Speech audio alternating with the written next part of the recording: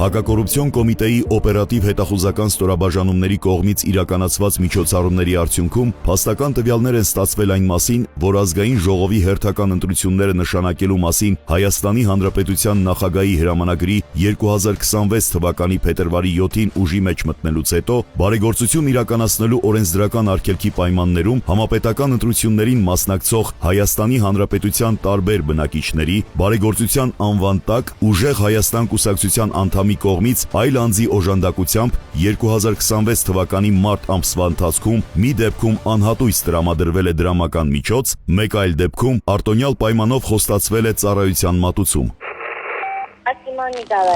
Хорошо, նոր մտածեցի։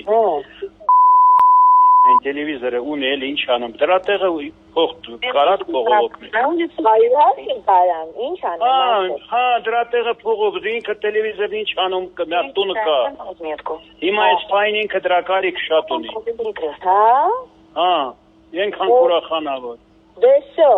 բայց Սիմոն Նիկոլաևիչ, չասի հանկարծ։ Լավ, չէ, ոչ մեկը։ Երեքշաբթի օրը ուրեմն մենք հանդիպենք։ Вам спасибо. Сейчас что-то могу вам сделать, что-то приятное? Ничего пока не нужно. То, что нужно было, если он принес. Ես կարի ֆաբրիկա ունեմ Մարգարովիտում։ Ուզում ձեզ հետ խորհրդակցեմ։ Մի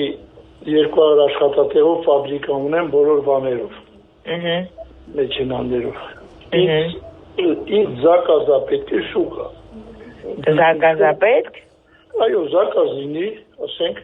Եկեք սենց անենք Գագիկ, ես ձեր կոնտակտը փոխանցեմ իմ աշխատակցին, ով զբաղվում է այդ թեմայով։ Ինքը զանգահարի,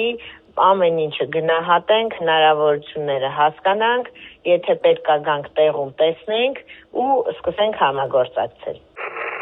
Դեպքի արդիվ Հայաստանի Հանրապետության քրեական օրենսգրքի համապատասխան հոդվածով նախաձեռնվել է քրեական վարույթ։ Հանրային քրեական հետապնդում է հարուցվել երկու անձի նկատմամբ, ովքեր ձերբակալվել են։ Հակակոռուպցիոն կոմիտեն կրկին հորդորում է զերծ մնալ բարեգործության վերաբերյալ օրենսդրական արգելքը խախտելու հանցավոր վարքագծից, իսկ քաղաքացիներին կոչ է արվում խուսափել ընտրական հանցագործությունների կամ դրանց հետ առնչվող կասկածելի գործողությունների մեջ ներգրավվելուց։